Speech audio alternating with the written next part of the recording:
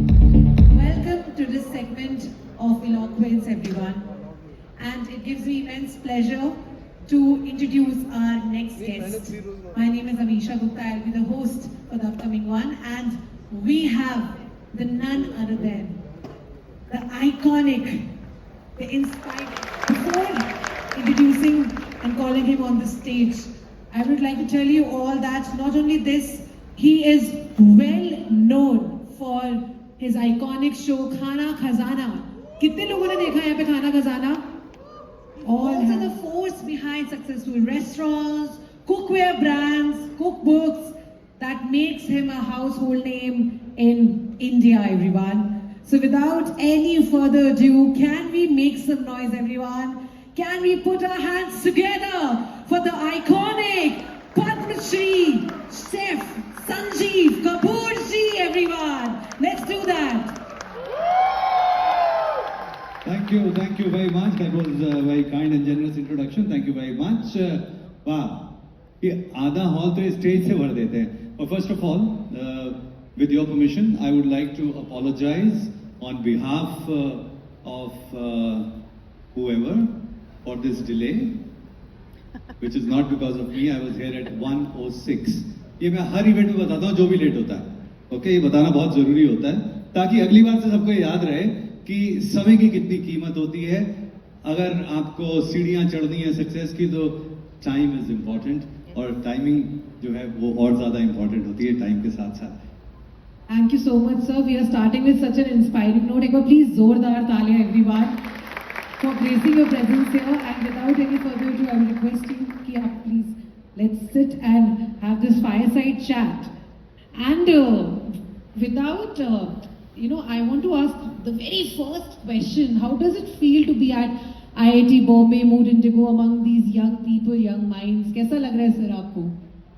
अच्छा, जब भी मैं यहाँ पर आता हूँ, so this is not the first time that I am here. I can tell you that जब भी मैं यहाँ पे आता हूँ तो मुझे अपने दिन याद आ जाते हैं, क्योंकि बहुत कम लोगों को पता है कि मैं शेफ हूँ आज, तो वो उसमें IIT का बहुत बड़ा हाथ है. वाह, you didn't know that, right? तो बहुत कम लोगों को पता है कि उसके पीछे IIT का हाथ है. Because when I was to choose my career, तो उस समय जितने मेरे दोस्त यार जितने सब लोग थे कहते तुम्हें क्या टेंशन है, तुम तो IIT में चले जाओगे. तो फिर मैंने सोच लिया सब कुछ कर लूंगा, IIT में नहीं जाऊंगा.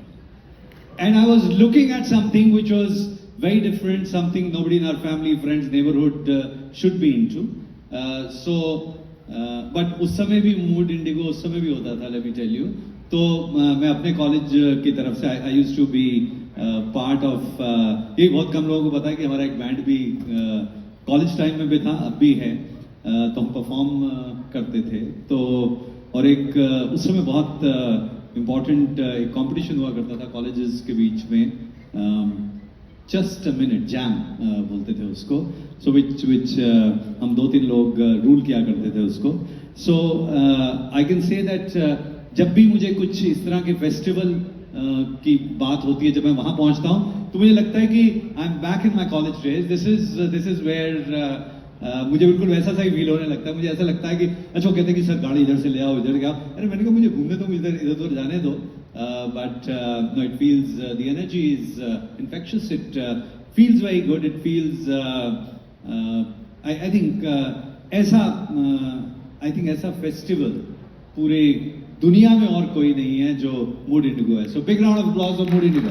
बिल्कुल सही बात है सर. एंड जिन लोगों को लगता है कि सर की बातों से कि सर को लग रहा है कि कॉलेज में है, और of course you look so young and fit, touch wood. So it feels like that it's been 40 years that sir has completed in 2024. sir 40 years, if I'm not wrong. 40 साल हो गए सर. किसके पैदा हुए या किससे? नहीं सर, आपके करियर के. देखिए करियर क्या होता है मुझे तो पता नहीं. मुझे तो लगता है कि अभी कल से शुरू करूंगा मैं. I have not started. That's what I feel, and that's the way to be. Because अगर आप ये सोचें कि आपने कुछ कर लिया है तो आपको कुछ करने की एक्साइटमेंट नहीं रहेगी, और कुछ करने की एक्साइटमेंट नहीं रहेगी. So what I would say that today is the number 1 day of my career. This is how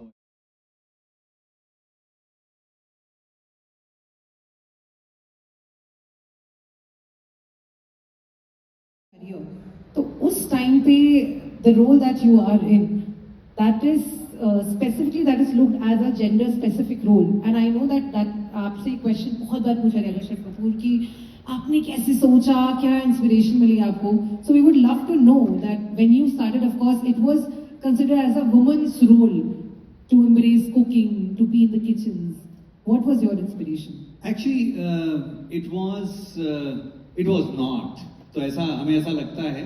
So, of course, तब जो था वो अब भी वैसे ही है. Not much has changed. जो घर का किचन है, that was always women's domain. जो प्रोफेशनल, जो गधे वाला काम होता है, उसमें men थे हमेशा से, आज भी उतने ही ज्यादा है, right? Because women are smarter, तो इसलिए वो ज्यादा इस प्रोफेशन में नहीं आते. So it was not कि ऐसा कोई gender bias था, and it did not even cross my mind कि gender bias है, because in any case अगर होता भी तो भी मुझे फर्क नहीं पड़ता, because I was trying to look at something which was different, something जो किसी ने ना किया, और something मतलब जो पढ़े लिखे लोग उस समय करते नहीं थे. See, you have to remember उस समय ज़्यादा होता था कि अच्छा डॉक्टर, इंजीनियर, राइट,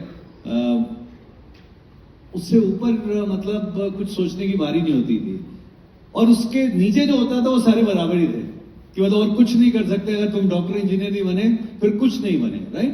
पर कुछ नहीं में भी कुछ ऐसी चीजें थी जो फिर भी मतलब लोगों को दिखती भी नहीं थी, समझ भी नहीं आती थी. तो उस समय इंस्पिरेशन, उस समय ऐसा कि बचपन में मैं खाना बनाता था, ऐसा कुछ नहीं. माय ब्रदर्स हॉबी, मेरा बड़ा भाई जो है उसकी हॉबी जो है वो कुकिंग थी, राइट. उसने चार्टर्ड अकाउंटेंसी की, स्ट्रेटेजी कंसल्टेंट है आज. सो इट्स नथिंग ऐसा हमें लगता है कि बचपन में हमें पता होना चाहिए हमें कहाँ पहुंचना है, क्या बनना है. एक्चुअली लाइफ ऐसे होती नहीं है. लाइफ बड़ी सिंपल होती है. हम लोग बहुत, I am sure there are some people जिनको बचपन से वो डायरेक्शन मिलती है, बचपन से पता होता है कि क्या बनना है, फिर वैसे फोटो में भी मिल जाती है उनकी, राइट. हमारे तो कोई फोटो ही नहीं है खाना बनाते हुए बचपन की. वो इसलिए नहीं है कि खाना तो थोड़ा बहुत बनाता ही हूँगा मैं, कैमरा नहीं था हमारे पास में. बट इट्स आई वुड से उसमें ऐसा जेंडर बायस वाला कोई थॉट दिमाग में नहीं आया. हाँ, उसके बाद में जब when I became popular and profession से मैं घर की किचन में पहुंचा, because that is when this question started. But when I was getting into the profession उस समय ऐसा कुछ नहीं था. Very humble upbringing, humble childhood रहा है आपका. तो what was the reaction of the parents जब आप घर की किचन से आपने अपना प्रोफेशन चूज किया? So humble का मतलब ऐसा होता है कि आई थिंक सबकी बिगिनिंग हम्बल ही होती है. हम्बल का मतलब होता है कि नॉर्मल होती है. ऐसा हम लोग एक्चुअली जब हमें सक्सेस मिल जाती है तो वी लाइक टू बिलीव कि आपका जो बचपन था, जो अपब्रिंगिंग थी, शायद आप मतलब ऐसा था कि कुछ खाने को नहीं था, आप सड़क पे सो रहे थे, बल्ब में ऐसा. Actually most lives are normal when we say humble. They are okay. अब आपके पास में बड़ा घर, बड़ी गाड़ी हो गई तो आप बदल गए. Actually no, it is still same. So I would say that even my daughters, their upbringing is humble. So it's not because they have a bigger house to live in, तो उनकी upbringing humble नहीं है. Because that comes from the upbringing, culture, आप किस तरह से आपका value system है, that is I think that's more important. और वहाँ पर parents का role आता है. And I was lucky, I would say that my parents believed in me. They were categorically okay with whatever I did. मैं कुछ भी करता तो उसमें सिर्फ उन्होंने जैसे मुझसे पूछा, अच्छा ये करना है तुम्हें, ठीक है, are you okay with it? मैंने कहा yes. कैसा रहेगा? मैंने कहा पता नहीं. Are you okay with it? I said yes. Okay. And they said कि अब कोई कुछ और कहे उससे तुम्हें फर्क पड़ेगा? मैं कहा नहीं पड़ेगा। मैं कहा आपको पड़ेगा? कहते नहीं पड़ेगा। That's it, and that was end of it. So this I tell all parents, जो हर नई जनरेशन जो होती है वो पहली जनरेशन से ज्यादा स्मार्ट होती है, बेटर होती है, इंटेलिजेंट होती है। हम पर हमेशा हमारी जनरेशन को ऐसा लगेगा कि पता नहीं बच्चे क्या करते हैं, हमारे जमाने में ऐसा होता था। But actually if you see, next generation ज्यादातर बेटर ही करती है। तो कैसे होता है, राइट? तो बच्चों में विश्वास करें, बच्चों में I can tell you that my younger daughter अभी 10 दिन पहले उसने अपना मास्टर्स कंप्लीट किया with distinction in sports analytics and technology. So this is what she wanted to do. बड़ी वाली मेरी daughter, she became a lawyer. So it's all about what they believe in. Parents' role is to believe in them and let them flourish, and give them hope, give them support कि आप अच्छा कैसे कर सकते हो। Guidance बहुत जरूरी है, but I think believe करेंगे they will always outperform what parents think that their kids will do. It's a great learning. एक बार please जोरदार तालियां everyone. What a beautiful learning it is. Thank you for sharing that. I mean, we would love to know the idea behind it. How was the planning? Like, please बताइए.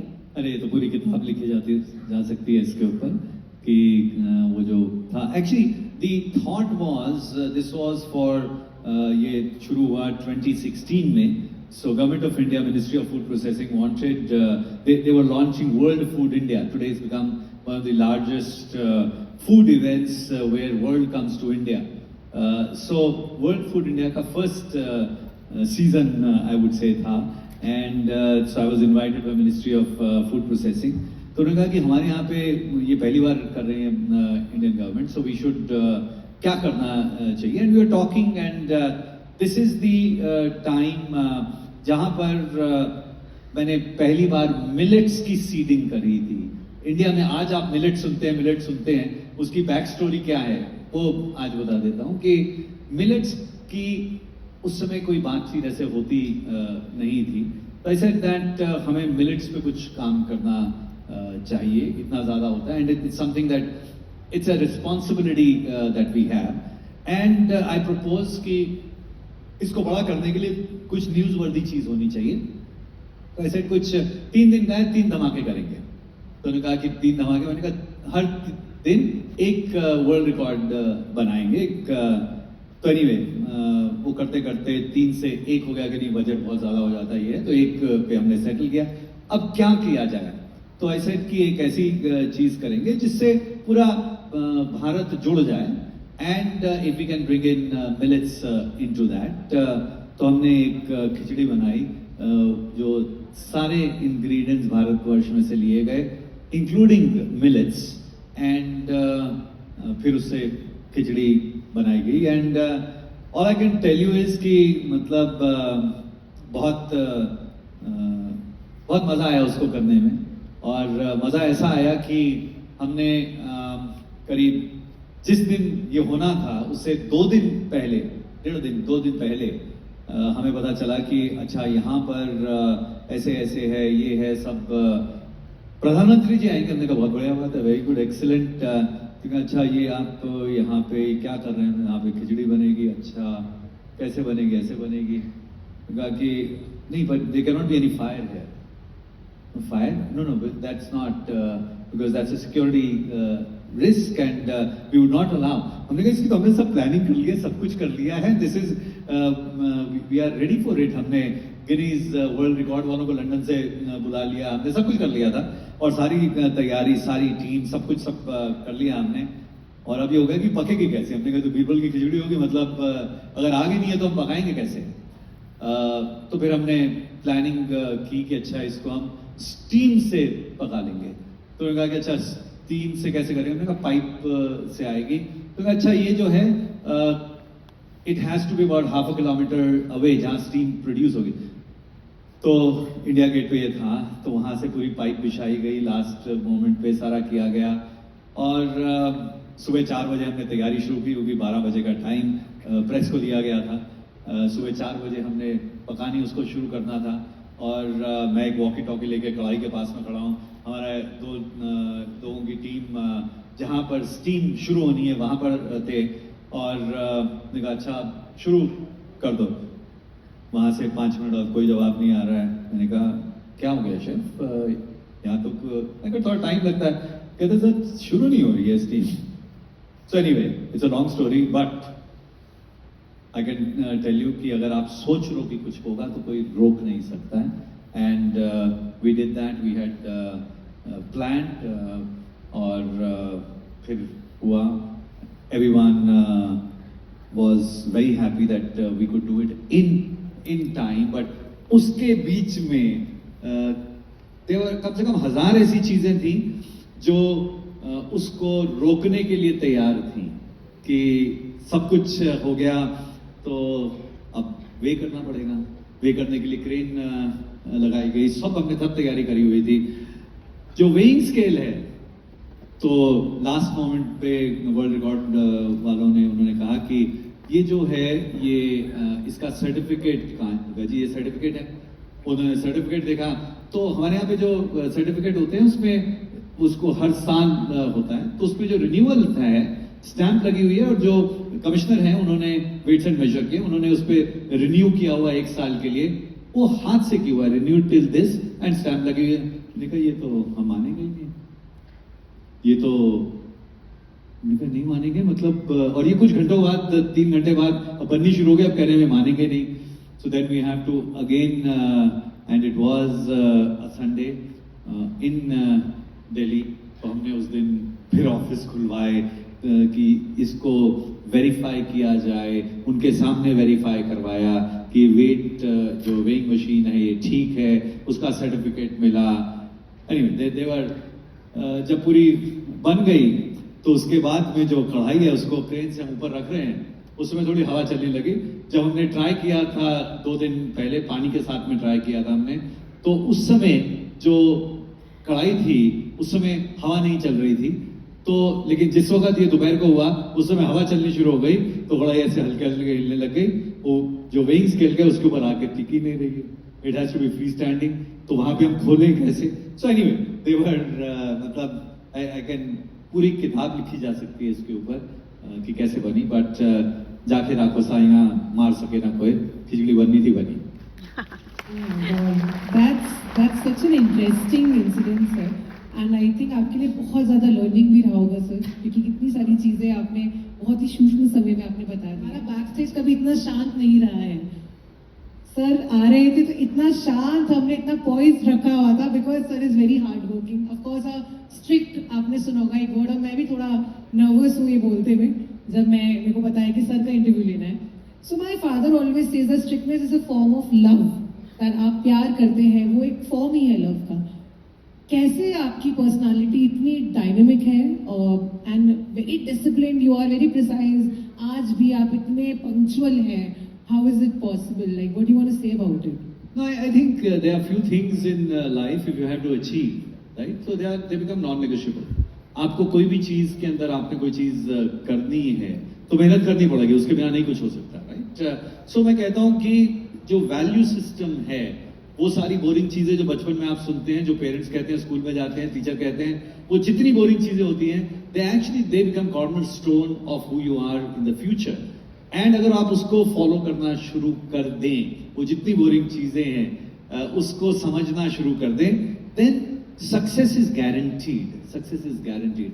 हम actually छोड़ते जाते हैं, हमें लगता है कि नहीं फर्क पड़ेगा, कुछ नहीं होगा, बट आई थिंक दैट चाहे वो डिसिप्लिन है, चाहे वो आप कोई भी चीज में एक्सीलेंस है, हार्ड वर्क है, कंपैशन है, आई थिंक वो बहुत सारी चीजें अगर आप कंसिस्टेंसी के साथ करते रहेंगे तो कभी कोई रोक नहीं सकता, कोई इसको रोक नहीं। Have your kids ever rejected something you cooked for them?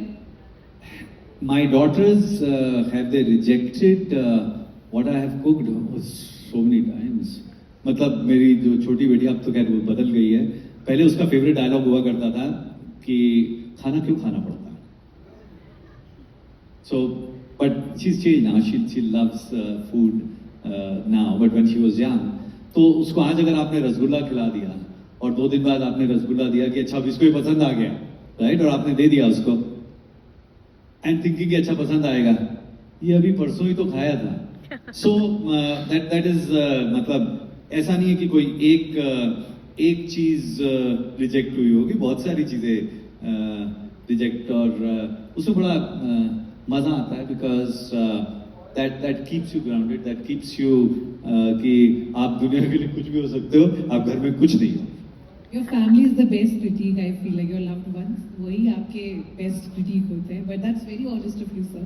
Okay, next question is, what is the strangest or the funniest fan request that you have ever received? Oh, funniest or strangest fan request. Actually, इतने सारे होते हैं ना कि मतलब शुरू में जब आई थिंक बहुत साल तक तो शादी के प्रपोजल्स बड़े सारे आते थे और अलग अलग फॉर्म्स में आते थे मेरे पास में.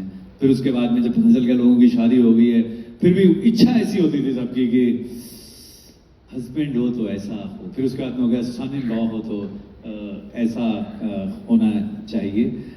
But in terms of if I were to say कि स्ट्रेंजेस्ट क्या होगा, बहुत सारे. आई थिंक अभी हाल ही में किसी ने मुझे कहा, और बड़े राइट के साथ में कहा, और ये वेस्ट इंडीज से रिक्वेस्ट आई कि मेरी मदर जो है वो आपकी बहुत बड़ी फैन है, एंड और ये कंटिन्यूस मेरे ख्याल से 10-12 ईमेल्स आई हमारे पास में, और कि मेरी मदर बहुत बड़ी फैन है, एंड शी इज टर्निंग 60, तो we want you to come and wish her for her birthday, and hope you will find time to. अच्छा, हमने सोचा कि चलो ठीक है कि वो आइलैंड में हम कभी गए भी नहीं है उस तरफ, चलो विश करने के लिए चले जाते हैं. शायद वहाँ कोई राजा महाराजा होंगे जिनको ऐसा लग रहा है कि संजीव कपूर को बुलाने, बट दे वर एक्सपेक्टिंग कि हम अपनी टिकट लेके जाएं, सारा इंतजाम करें, और उनकी माता जी को विश करने के लिए वो उतनी हम फ्लाइट लेके जाएंगे, इतना करेंगे. बट दैट्स इला. तो हमने खैर उनको एक प्यारी सी अपनी एक बुक भेज दी, but did not end there. It did not end. So कहा कि I think it is so nice of you, but we have delayed the birthday celebration. Please tell us when you will come and we'll have the birthday there. मैं कहा we will let you know. तो मैं जब भी जाऊंगा तब उनका birthday वहां पे मनाया जाएगा. बट सो मतलब कि मैं मान सकता हूँ कि आप कोई यहाँ पे, जब मैं वेट कर रहा था तो मेरे साथ में जो थे उन्होंने कहा कि सर विल यू से हेलो टू माय मॉम, तो वीडियो पे उन्होंने लगा दिया, तो मैं वो मैंने कर दिया. तो ऐसे तो there is a different I would say levels of showing love. तो जितनी भी रिक्वेस्ट होती हैं वी मे फाइंड देम कि अच्छा ये कैसे है कैसे नहीं है.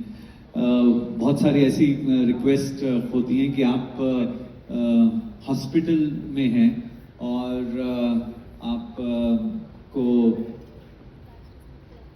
It actually happened recently. My mom was not well. मैं हॉस्पिटल में उनको लेके गया, टेंशन थी काफी